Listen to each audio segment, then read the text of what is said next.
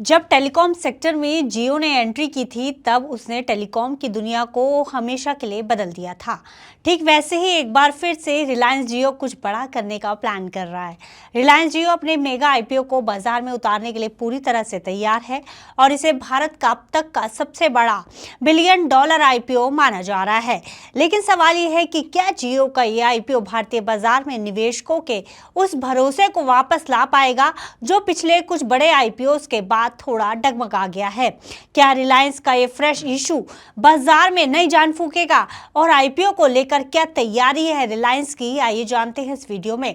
नमस्कार, मेरा नाम है गुंजन मित्तल और आप देख रहे हैं मनी 9।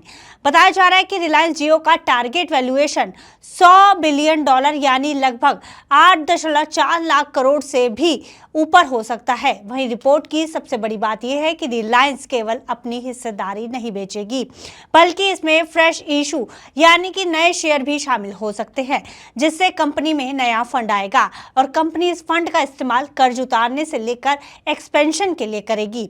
इस आईपीओ पर न केवल भारतीय निवेशक बल्कि ग्लोबल टेक दिग्गज और फंड्स भी अपनी नजरें गड़ाए हुए हैं।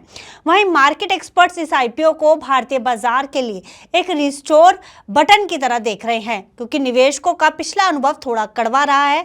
एलआईसी और कुछ नए जमाने के टेक स्टार्टअप्स के आईपीओ के बाद रिटेल निवेशकों का भरोसा थोड़ा कम हुआ है, क्योंकि कई बड़े आईपीओस ने लिस्टिंग के बाद अच्छा प्रदर्शन नहीं किया जितने की उनसे उम्मीद की गई थी।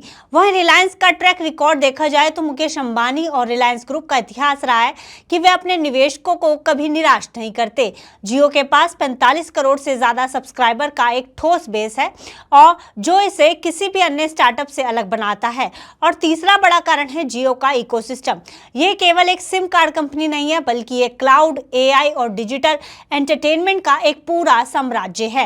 रिलायंस जियो की मौजूदा ताकत पर नजर डालें तो कंपनी का सब्सक्राइबर बेस काफी बड़ा है। जैसे कि आपको पहले ही बताया, कंपनी का एआरपीयू 190 से 210 रुपए के बीच है।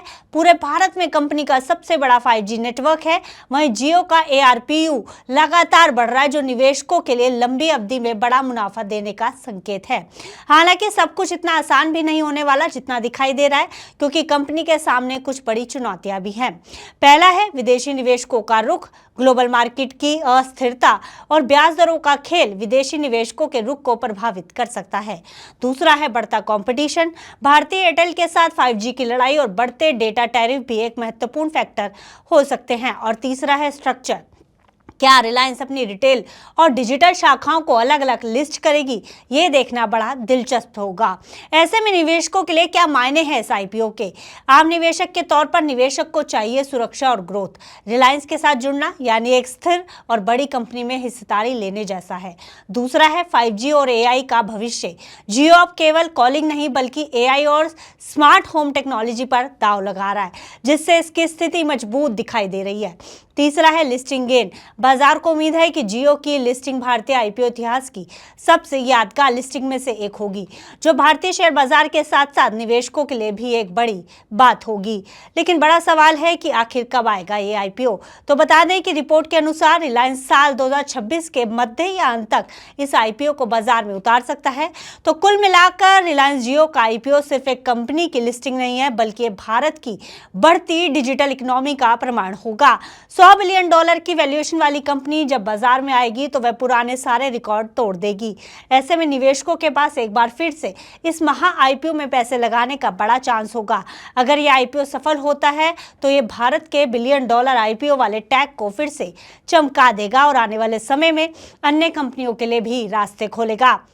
ऐसे में निवेशकों को इस आईपीओ से बेहद उम्मीदें हैं। अब देखने वाली बात यह होगी कि क्या ये आईपीओ निवेशकों की उम्मीदों पर खरा उतरेगा। आपकी क्या राय है इस आईपीओ को लेकर, हमें कमेंट बॉक्स में लिखकर जरूर बताइएगा। और इसी तरह की खबरों के लिए आप बने रहिए मनी 9 के साथ।